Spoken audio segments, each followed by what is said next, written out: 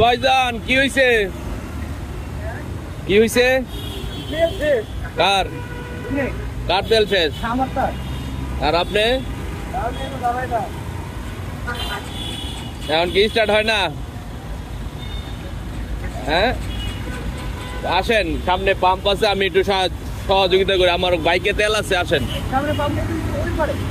Pump বন্ধ চালায় যায়, আসেন, আমি তেল দিই, সাইড করেন গাড়িটা। আপনিও দেখলাম ট্যাঙ্কি খুললেন।